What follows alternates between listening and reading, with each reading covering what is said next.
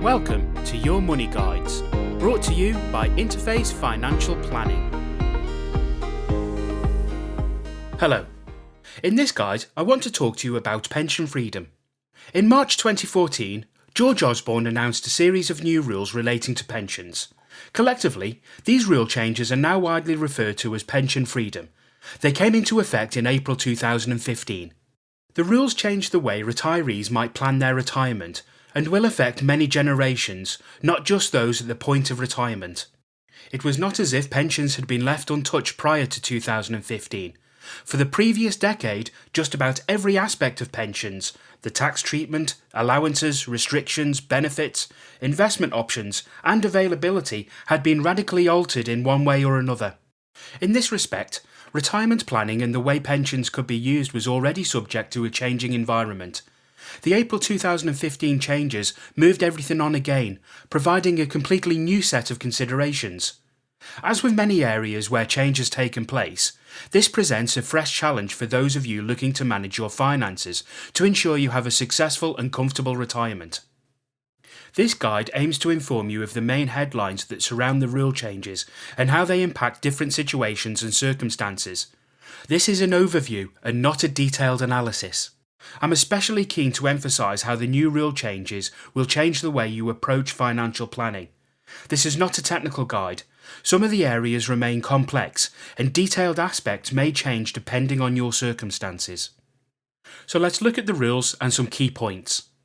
From the age of 55, anyone drawing upon a private pension will be able to draw on their fund as they like, exercising flexible options which suit their circumstances. This only applies to money purchase pensions, more commonly known as defined contribution schemes such as private pensions. However, there are some knock-on effects for those of you who have a defined benefit scheme, such as a final salary pension, because you may be able to transfer to a defined contribution scheme and use the new freedom. The tax rules on the death of a pension investor are also different as of April 2015. There are also rules applying to contribution limits and the maximum amount that can be accumulated in total into a pension. There are many factors around all of this which will be dependent on individual circumstances, for example your tax position and your overall savings and wealth position. There are a number of complicating factors that have arisen in practice which you will need to be aware of. For example, some pension providers are restricting what can be taken and encashment charges are being imposed. You may note two major points. The changes apply to people taking or drawing down their pension from the age of 55, and then they apply, in the main, to private pensions. This may suggest that it's only people with private pensions and or close to approaching retirement age who need to be concerned with the new rules. This is not the case. The impact of these new rules will knock on to younger people and also those with defined benefit pension schemes, such as final salary or occupational pensions. Everyone with a pension should be reviewing their plan of action. Now let's look at some finer detail. And firstly, the freedom to draw your pension from the age of 55. Pension investors aged over 55 can access their pension with complete freedom, instead of being forced under the old rules to convert savings into an annual income or annuity. They can now take out as much as they like as often as required. Historically, most pension investors with private pensions bought annuities. This turned a pension into a regular income that lasted for life. A small number of wealthier savers were able to use an income drawdown plan, where the pension pot remained invested as an income was drawn. All income drawdown restrictions on income were lifted as of April 2015. The options available to pension savers changed from April 2015, which means now savers have three main choices. You can draw all of your pension money immediately. You can leave it invested and take an income when required, or you can buy an annuity. It's worth pointing out that these options are not exclusive of each other. In other words, you could combine or blend different options in an overall plan of action. And also, income withdrawals, however they are taken, will be liable for income tax. Whichever of these three options is exercised, the saver will be entitled to a tax-free lump sum, normally 25% of the total pot, although people who have already bought annuities are excluded from these new freedoms. These changes have led to widespread reporting of the death of annuities. However, this may be exaggerated, and I will explain why a little later on in this guide. But now I want to talk about the death tax rules. Under the previous rules, pension funds were subject to a 55% tax charge, unless the pension investor died before the age of 75 and had not taken any tax-free cash or income, in which case the pension was passed to beneficiaries as a tax-free lump sum. This changed from April 2015. It's now feasible for an individual's pension fund to potentially cascade down through generations of a family, potentially free of all tax. So what are the options with death benefits? Death benefits are either subject to income tax at marginal rates on the beneficiary or tax-free. The only differentiator for determining which will apply is the age at which the pension investor dies. Where the death of the investor occurs prior to the age of 75, any benefits left to the beneficiary will be tax-free. However, where the investor dies at the age of 75 or any time after, the benefits will be subject to income tax at the beneficiary's marginal rate of income tax. Under the pension freedom rules, pensions can now be viewed in a different light, as the opportunity arises for pensions to be left to future generations as a legacy. In most planning scenarios, the pension fund should be viewed first and foremost as a retirement savings plan, with its main purpose as a means of providing retirement income. However, the improved death benefit and legacy position of any fund value that is still in place on death may be highly influential in how plans are structured and in what way they are drawn. The legacy consideration has become a significant factor since the rules were changed. Let's now look at the restrictions on contributions. Some of you may have already clocked a potential and very large loophole in these new rules. At the current time, you can pay £40,000 per year into a pension and get tax relief at your highest marginal rate of tax. From April 2015, you can take all the pension money out as you like, when you like.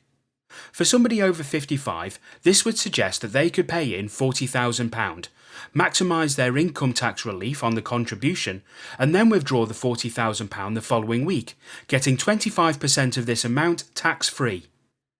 This opportunity has been restricted by a change in the rules relating to how much you can contribute if you are withdrawing an income under a drawdown plan.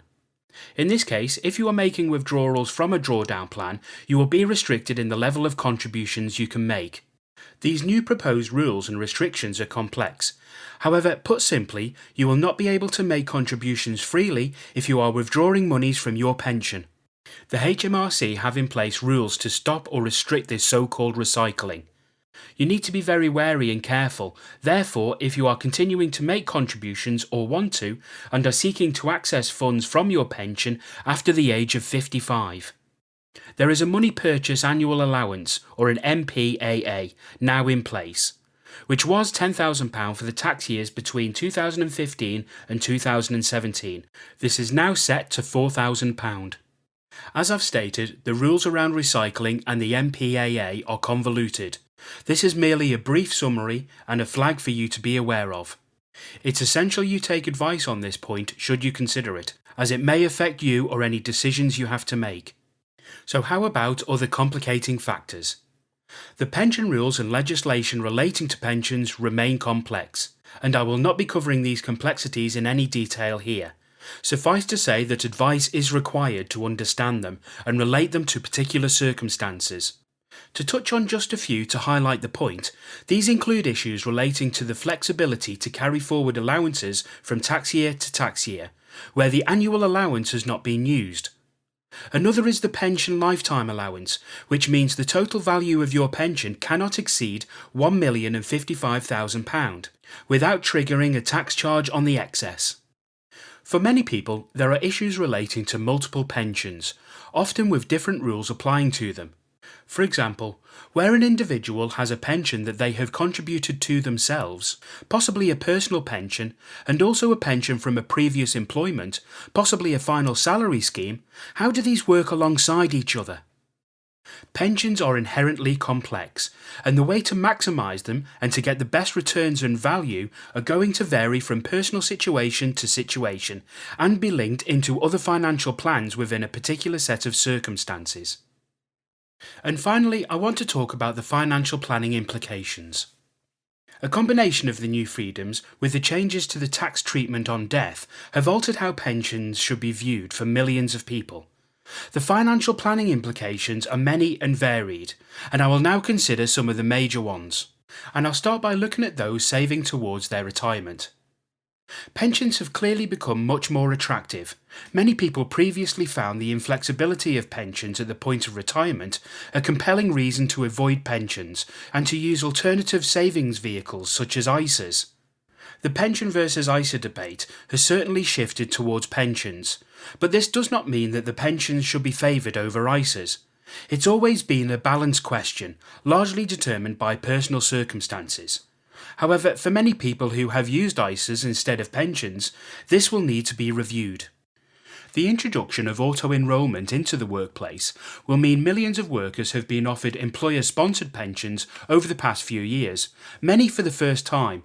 These will include employer contributions, and a combination of this and the new flexibility should encourage higher savings levels. A proportion of savers also invest for the future by using buy-to-let property investments, a planning approach which has generally paid off over the past 10 to 20 years, as a combination of low interest rates, rising rent and house prices has produced a positive backdrop for this approach. Conversely, pensions have been seen as inflexible and in relation to annuity rates, poor value. The pension freedom change will shift this comparison. For those people who have worked on the "my property is my pension" basis, there could be good reasons now to look at this afresh. Anyone heading towards retirement, and that really means anyone in the workplace of any age, should review how much they are saving, their saving strategy, and their overall long-term financial plan. The new rules will probably suggest in many cases a shift in direction. So how about those already in retirement? For anyone who has already entered into an annuity, the position is clear, you are committed, and the new rules do not affect you. You will continue to receive your annuity income as is. For those of you who are yet to draw a pension or are currently using a drawdown plan, then you will be able to benefit from the new rules. You should review how and when you may be able to draw down your income, structure your overall plans allowing for the new death tax rules, and reposition your plans accordingly. The new rules applying to death taxes may well change your approach to inheritance tax planning or how you structure taking your pension in your own lifetime. The balance between maximising your lifetime income requirement and the desire to hand down money to the next generations may well have changed as a result of the new rules. And for those coming towards retirement or planning to retire soon, under the new rules you have three options. Take an annuity, take your whole fund in one go, or take monies as and when required. Two aspects of these options which have not been well publicised are that you can A. mix and match your options. For example, you can convert some of your pension to an annuity and take casual flexible withdrawals from the remainder, in this respect balancing your approach. And B, you can take flexible withdrawals now but convert to an annuity later. In this case, you may well like the idea of an annuity and the guarantee and certainty it provides, but wish to hold back, thinking that there may be better annuity rates to be obtained in a few years. Now I want to look at a series of general financial planning considerations for everyone. Firstly, these changes apply to private pensions. One key factor is that, in the main, these changes apply to private pensions only. Pensions such as personal pensions, SIPPs, stakeholder schemes, group personal pensions, and most additional voluntary contribution schemes. They don't apply to occupational schemes, such as company final salary schemes and the public sector pension scheme. There is a small exception to this, where occupational scheme members will be able to benefit from the death tax change after the age of 75. However, the main changes are for those people who have private pensions. This, without question, moves the comparison between the two types of scheme in favour of private pensions. This does not mean that those of you who have company pensions should abandon them, because the guaranteed benefits of your type of scheme and their often generous terms will still make them a better option. But there may well be circumstances where the new rules of private pension schemes are better. The new landscape will make it more likely that a transfer could be beneficial, and for certain it emphasises the need for those of you in this type of scheme to at the very least examine the transfer option as an option to manage your money in retirement. This may well end in you rejecting this option, but it should be explored prior to retirement. Transfers will be available for those of you with company or final salary schemes, but transfers from most public sector schemes will not be permitted. Next, annuities should not automatically be rejected.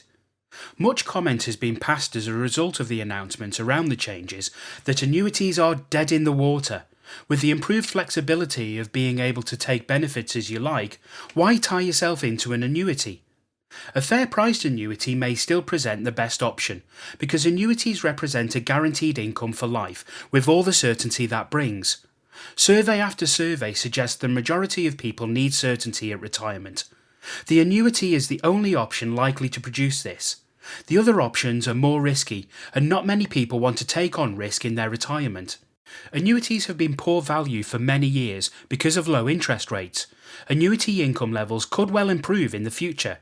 In addition, there are a new style of annuity products being introduced, which are providing more flexibility, especially in terms of keeping the door ajar to improved rates in the future should general rates improve. And in some circumstances of ill health, certain medical conditions, or where some lifestyle factors apply, annuity income levels can be enhanced, which could be valuable for many retirees. The UK government seems to be modelling its pension reforms around the way other countries manage their pensions. For example, Norway, Holland and Australia, which all have flexible arrangements for their retirees. However, all of these countries also have a high proportion of retirement income paid through annuities. Greater flexibility does not mean people should reject annuities. And finally, decisions will be largely based on personal circumstances and tax. The government should be applauded for opening up more choice. This can only be a good thing. However, people should approach matters with great care. The tax changes are predicted over the next 10 years to be positive for the UK Treasury, emphasising how the changes are mechanical ones. These predictions may turn out to be incorrect, especially if at an individual level retirees can plot their income to maximise the amounts they receive whilst minimising the amount of tax. The need, therefore, for anyone planning their way forward is to combine their expenditure requirements with a carefully prepared appraisal of how they can draw on their pensions to cover this expenditure in the most tax-efficient way possible. Other factors need to be brought into this planning. For example, other savings, the need to cover care fees in the future, the desire to pay off debt or leaving money to beneficiaries and so on, and an overall financial map needs to be created which weighs up all considerations. This will allow a personal plan of action to be formed, which will be based on personal circumstances, aimed at maximising your position around the new flexibility and tax position. It's always a difficult matter to generalise about pensions and about what to do, because the position is so heavily affected by personal circumstances. The key element here is that the changes announced throughout 2014 and introduced in 2015 have altered the way millions of people deal with their pensions. Each and every person with a pension scheme will need to review their planning accordingly. Thank you for listening. For more information, visit our website at interfacefinancialplanning.co.uk.